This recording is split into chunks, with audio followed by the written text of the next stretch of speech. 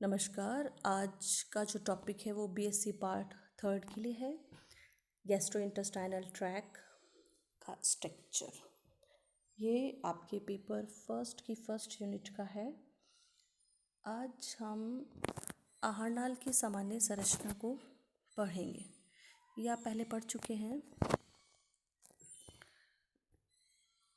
आहारनाल एक खोखली ट्यूब नुमा संरचना होती है जो मुख से स्टार्ट होकर एनस पर समाप्त होती है। ये इसके निम्न भाग हैं।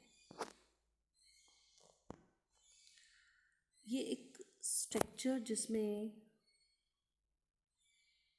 माउथ कैविटी से फेरिंग्स से ईसोफेगस से ये स्टमक में खुलती है। यहाँ से ये डिओडिनम से ये इस तरह की कुंडलित भाग जो है ये स्मॉल इंटेस्टाइन के जाइजेनियम और इलियम है।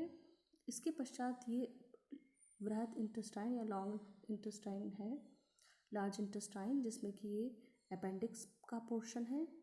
यहाँ से सीकम और ये कोलोन के विभिन्न भाग हैं, जो कि लास्ट में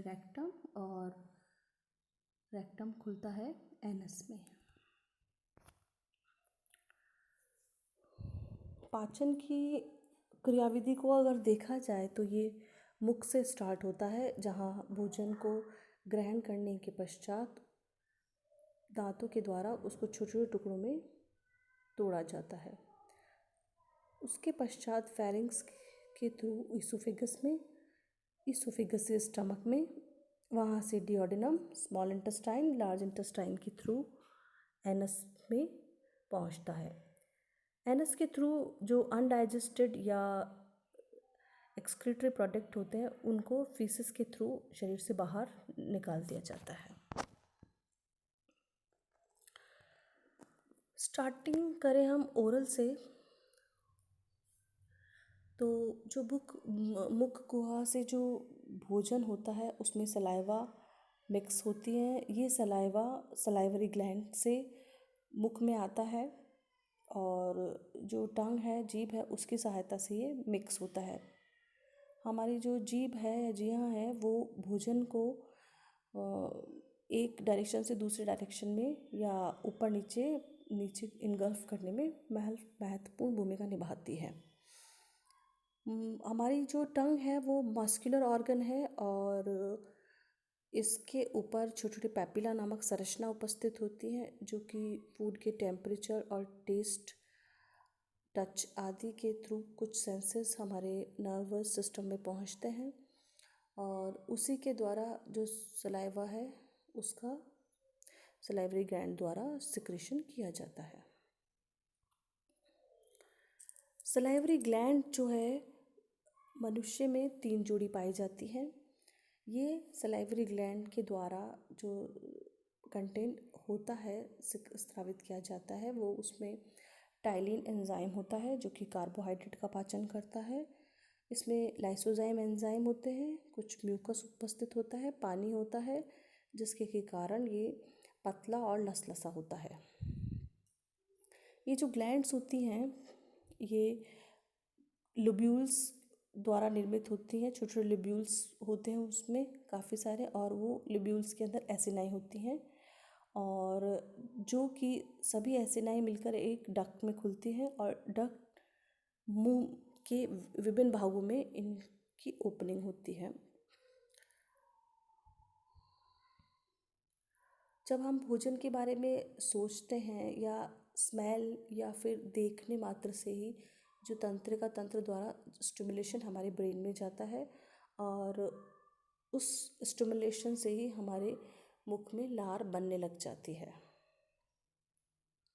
ये एक चित्र है जिसमें कि इन तीनों सलाइवरी ग्लैंड को हम देख सकते हैं, इनकी प्रेजेंस और इनकी डक्ट कहाँ पर खुल रही है ये इस चित्र में आसानी से देखी जा सकती है। जैसे कि ये है पैरोटिड ग्लैंड। ये पैरोटिड ग्लैंड एक डक्ट की सहायता से ऊपरी जो जबड़ा है उस पर वहाँ पर खुल रही हैं। दूसरी है सबलिंगुअल ग्लैंड। सबलिंगुअल जो ग्लैंड है वो हमारे जो लोअर जो है वहाँ पर स्थित होती है और इसकी जो डक होती है ये टंग के फ्रंट रीजन में या वेंट्रल पार्ट में आकर खुलती हैं। तीसरी ग्लैंड है सब मैंडिबुलरी ग्लैंड।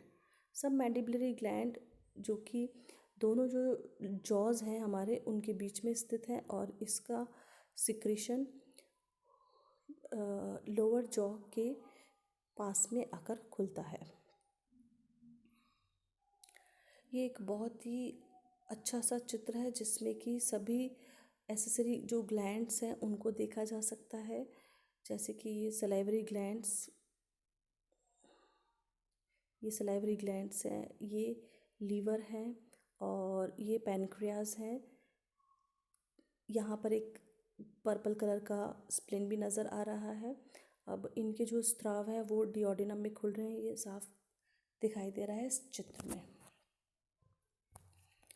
सबसे पहले ईसोफेगस की बात करें एलिमेंट्री कैनाल के, ये एक मस्कुलर ट्यूब लाइक स्ट्रक्चर होता है। इसमें किसी भी प्रकार के कोई एंजाइम स्रावित नहीं होते हैं जो कि भोजन का पाचन करे। केवल ये पैसेज का काम करता है या मार्ग प्रदान करने का काम करता है। इसकी जो लंबाई है वो 25 सेंटीमीटर है और चौड़ाई 2 सेंटीमीटर है। इसकी जो लंबाई है वो गर्दन की लंबाई पर निर्भर करती है। जैसे कि जिराफ की गर्दन बहुत लंबी होती है तो उनमें इसका अमाप भी बड़ा होगा। ये फेरिंग्स और स्टमक के बीच की प्लेस होती है। इनके अंदर जब ये ईसोफेगस स्टमक में खुल रहा होता है तो एक डायफ्राम जैसी संरचना होती है जिसके कारण ये एक मूवमेंट बनाए रखता है। अंदर छोटे छोटे गोलों के रूप में ये मूवमेंट बना के आगे की तरफ मूव करता है। स्टमक, इसके बाद जो स्टमक है वो जे शेप्ड संरचना है। ये एक बड़ा बैग लाइक स्ट्रक्चर होता है। ईसोफेगस से ये थोड़ा सा इसकी जो अलाइनमेंट होता है वो सेंट्रल मध्य से थोड़ा किनारे पर होता है। ये बेसिकली 3 भागों में डिवाइडेड होता है और इस जो ये चौथा भाग है कार्डिक, फंडस, बॉडी और पाइलोरिक। इसमें आमाशय में भोजन जाने और इससे पास आउट होने के लिए यहाँ पर स्प्लिंटर या वॉल्व होते हैं जिसके द्वारा कि जब इसका काम पूरा होने के बाद ही ये आगे की तरफ ही मूव करे, पीछे ना जाए, मतलब स्टमक से वापस इस ईसोफेगस पे गति या मूवमेंट ना करे। ये एक चित्र स्टमक का है जो प्रदर्शित करता है इसके विभिन्न भाग। जैसे ये वाला ईसोफेगस वाला पार्ट है। ईसोफेगस यहाँ ये ग्रीन सा है, कार्डिक बता रहे हैं। कार्डिक और फंडक के बीच में एक नोच है। ये फंडस एक सबसे छोटा सा भाग है और सबसे बड़ा पार्ट इसमें बॉडी है। दूसरा है पाइलोरिक एंट्रम, पाइलोरिक कैनाल, और ये यहाँ से डिओडिनम स्टार्ट हो गया। फंडस जो है सबसे छोटा पार्ट है, लेकिन यहाँ पर क्या है, सबसे ज़्यादा जो डाइजेस्टिव एंजाइम है उसको सिक्रीट करने वाली कोशिकाएं पाई जाती हैं। और बेसिकली यहाँ पर 2 प्रकार की कोशिकाएं हैं, एक तो नेक सेल और दूसरी ऑक्जेंटिक या पेप्टाइड सेल। पेप्टाइड सेल्स के द्वारा गैस्ट्रिक पेप्सिन स्रावित किया जाता है जो कि प्रोटीन का पाचन करता है। और यहाँ पर जो गैस्ट्रिक ग्लैंड होती हैं वो इनकी औद्योगिकी में जब देखा जाए तो जो एपिथेलियल सेल्स होती हैं उसके अंदर पाई जाती हैं। नेक्स्ट है स्मॉल इंटेस्टाइन। स्मॉल इंटेस्टाइन में डिओडिनम, जाइजेनियम और इलियम सम्मिलित किए जाते हैं। ये जो भाग है वो 6 मीटर तक की लंबाई का हो सकता है और ये एक दूसरे पर लिपटा हुआ भाग होता है। स्टमक जो स्मॉल इंटेस्टाइन से लार्ज इंटेस्टाइन में जब एंटर करते हैं तो यहाँ इलियोसीकम वॉल्व उपस्थित होता है जो कि इलियम को सीकम से सेपरेट करता है। स्मॉल इंटेस्टाइन जो बहुत सारे फोल्ड्स लिए हुए रहती हैं, जब आप इसका स्ट्रक्चर देखेंगे तो इसमें बीच बीच में कई फोल्ड्स दिखाई देते हैं जो कि एक खाद्य पदार्थ जो भी उसके अंदर होता है उसको एक मूवमेंट प्रदान करते हैं और मिक्सिंग के लिए हेल्प करते हैं। डिओडिनम एक सी शेप संरचना होती है, सबसे ज़्यादा स्थायी संरचना है और ये स्मॉल इंटेस्टाइन का सबसे छोटा भाग है। यहाँ पर लीवर और पैनक्रियास दोनों के द्वारा जो पदार्थ बनाए जाते हैं, एक्सोक्राइन एंजाइम बनाए जाते हैं, वो इसमें डाले जाते हैं। लीवर द्वारा बाइल्ड सॉल्ट बनाया जाता है और पैनक्रियास द्वारा कुछ एंजाइम बनाए जाते हैं जो कि डिओडिनम में सिक्रीट किए जाते हैं। जाइजेनियम इसका जो नेक्स्ट पार्ट है वो सबसे ज़्यादा यहाँ पर पाचन की क्रिया होती है। यहाँ सबसे ज़्यादा डाइजेस्टिव एंजाइम पाए जाते हैं। क्रिप्ट ऑफ लिब्रिकेंट प्रकार की जो कोशिकाएं होती हैं उनमें एपिथेलियल सेल्स पाई जाती हैं और विभिन्न प्रकार की सेल्स पाई जाती है जिनमें कि काफ़ी सिक्रेटरी एंजाइम और हार्मोन भी उपस्थित होते हैं। डिओडिनम में बर्नर्स ग्लैंड भी पाई जाती हैं और उसके अलावा बाकी जो पूरा स्मॉल इंटेस्टाइन है उन सभी में लिम्फोसाइट सेल्स पाई जाती हैं। बेसिकली बहुत ज़्यादा नंबर्स में इलियम में पाई जाती है जिसको पेरियार पैचेस कहते हैं। ये एक स्ट्रक्चर जिसमें आप बहुत सारे ये फोल्ड्स देख सकते हैं जाइजेनियम में, इलियम में, और ये यहाँ पे ग्लैंड्स देख सकते हैं। डिओडिनम, ये डिओडिनम देख सकते हैं, ये पैनक्रियास इसमें आके खुल रहा है। ये एक बाइल सॉल्ट यहाँ इस डिओडिनम वाले पोर्शन में आकर एंटर कर रहा है। जब ये इस पोर्शन में यहाँ कहीं पर दोनों के जो स्राव होते हैं वो एक जगह आकर खुलते हैं, उसको स्प्लिंटर ऑफ ओडीबी कहते हैं। नेक्स्ट है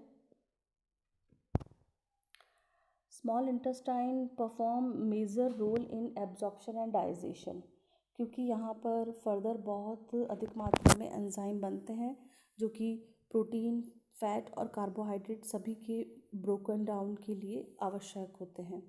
यहाँ जो भोज्य पदार्थ है या अमीनो एसिड्स, कार्बोहाइड्रेट, ग्लूकोज और फैटी एसिड का एब्जॉर्प्शन भी होता है क्योंकि जो इनकी एपिथेलियल होती है उनमें बहुत अधिक मात्रा में विलाई भी उपस्थित होती है और उसके ऊपर माइक्रोविलाई भी उपस्थित होती है जिससे वो एब्जॉर्ब कर सके।